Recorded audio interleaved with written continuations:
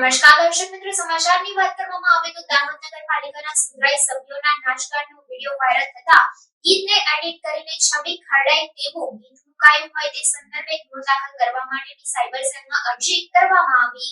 દાહોદ નગરપાલિકાના 25 સુધરાઈ સભ્યો રાજસ્થાનના કુંભલગઢ પ્રવાસે જતા રહેતા અવિશ્વાસની દરખાસ્તની વાત વહેતી થઈ હતી। પરત આવેલા સભ્યોએ પ્રમુખ સામેની નારાજગીના અનુસંધાને કરેલી અરજી મામલે જિલ્લા પ્રમુખે તમામને સાંભળ્યા હતા। તે પૂર્વે જ પ્રવાસે ગયેલા સભ્યોનો ત્યાં નાચગાનનો વિડીયો વાયરલ થતાં ખળભળાટ મચ્યો હતો। ત્યારે હવે આ વિડીયોમાં ગીતને એડિટ કરીને છબી ખરડાય તેવું ગીત મુકાયું હોય ગુનો દાખલ કરવા માટેની એક અરજી પૂર્વ પ્રમુખે સાયબર સેલમાં કરી છે।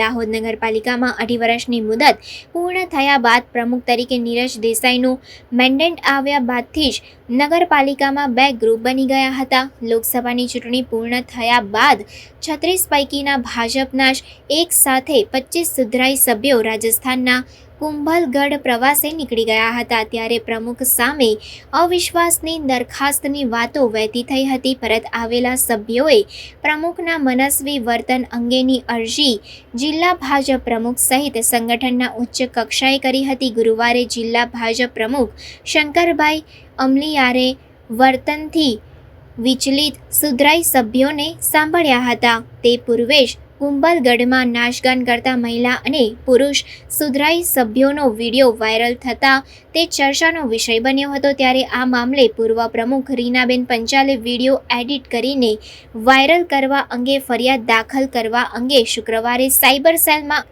અરજી કરી।